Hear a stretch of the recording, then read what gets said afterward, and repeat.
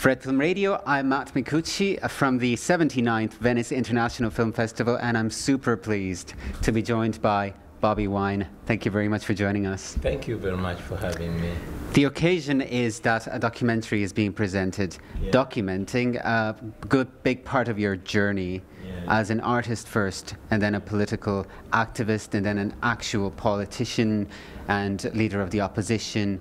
It'd be great to find out more about it as I'm in your presence. The documentary is called Bobi Wine, Ghetto President.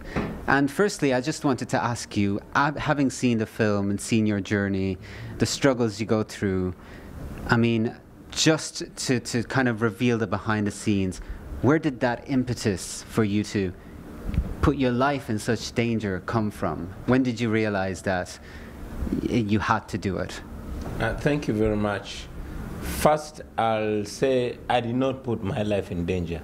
My life was already in danger, and not just my life, but the lives of 45 million people that live in Uganda, 85% of which are way younger than me, because in Uganda is the youngest population in the world, only second to Niger.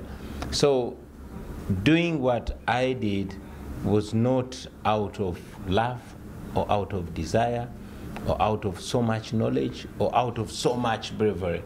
No. In fact, I believe it was out of desperation, out of looking around, and there was no option other than our own selves.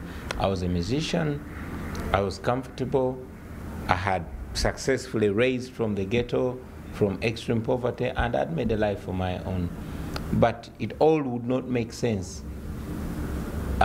if, it was just me. If you are one rich person among masses of poverty, you're just another poor person.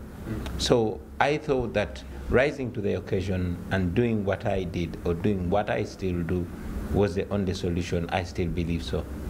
And what's the situation now, having gone through all that? The documentary kind of ends at the present time.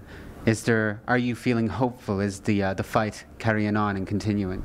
The situation is more or less the same or worse. The crackdown continues, the arrests continue, the extrajudicial killings continue, all that continues. One thing that I am thankful that we got out of our effort is that we have a massively awakened population, especially the young people. We have a massively involved population. Just a few years ago, 4 or 5 years ago, young people, especially those from the ghetto, were disconnected from politics. They had a mentality that politics is for politicians and it's not their business. They did not know that it's because of the politics of Uganda that 35 women die. 20 women die every day giving birth, that 300 children die every day under the age of 5, that there is no education, no health care, and all that. So right now we have a massively awakened young population, and it was my biggest desire to see that we have as many Bobi Wines out there as possible. So we were successful to infect our population with this mindset, the mindset of wanting better, making them realize that they are only first world brains stuck in a third world country. Yeah. But then, of course, your music was super important in spreading that message, because there is the political side, but then there's also the power of the arts that you represent, right, with your music and your music production. Man, music has been everything to me. Initially, I didn't get into music just for the money or for the fame. Of course, I loved the money and the fame, but music was my desired way of expressing myself and sending the messages out there. And music played a very huge part. I probably wouldn't be here with you because I'm not the most informed back home. I'm not the most educated. I'm not the oldest. And of course, I'm not the bravest.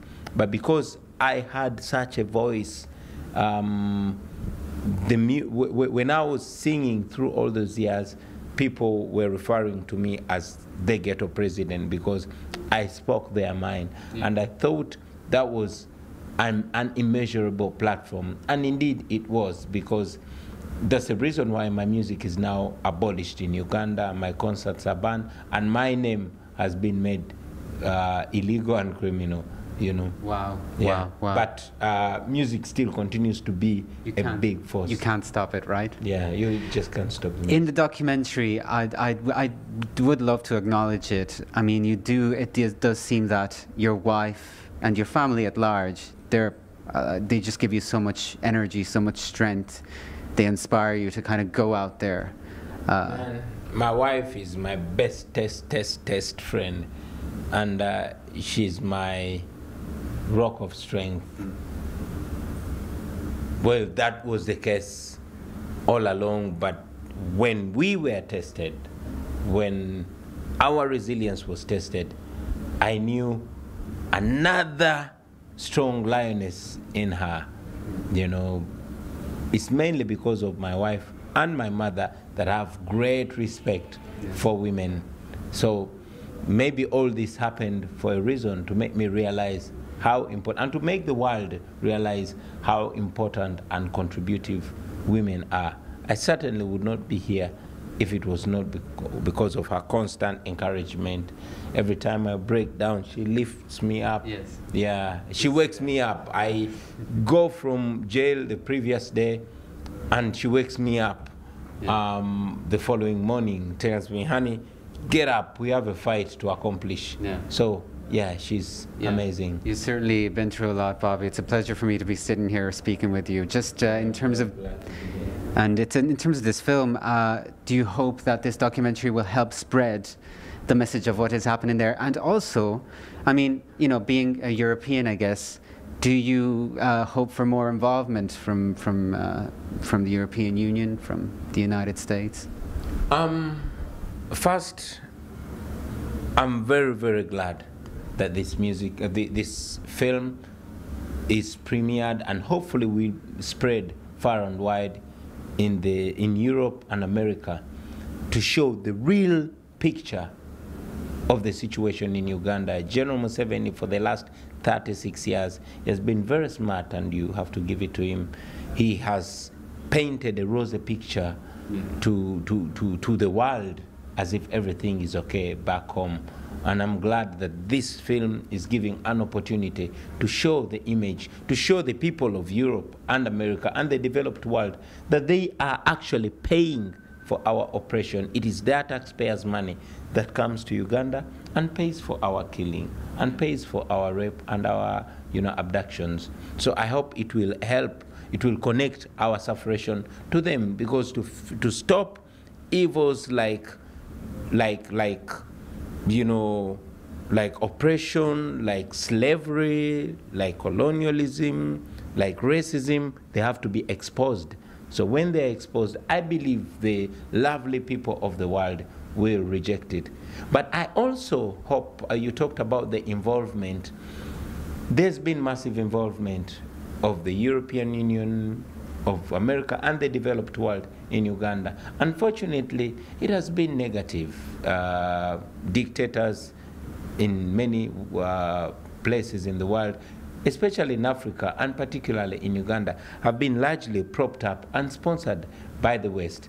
So the involvement we want, if we cannot have the involvement of assistance, then please, to the international political community, we would prefer that they don't get involved in a negative way. If they cannot help us, they should not pay for our oppression. We believe that if the West has not sponsored General Museveni with European taxpayers' money, with American taxpayers' money, General Museveni cannot buy the bullets and the guns and the tear gas to kill our people. We are fighting for our freedom, but we cannot afford to fight against Italian guns and bullets. We cannot afford to fight against the American dollars and the American training, the trained special forces that kill our people. You know, we believe that if the international political community disassociates itself with dictatorship, it will be a step for our freedom. You know, we have values. Right. We hope the international political community will hold us by the same values, by the same standard of human rights, by the same standard of democracy, by the same standard of the rule of law. Yes. If they do that, that will be the beginning of our freedom. Well, there you go. Well, thank you very much for joining us. It's been a tremendous pleasure for me. Having me. Thank you very much. And this is Fred Film Radio, the Festival Insider.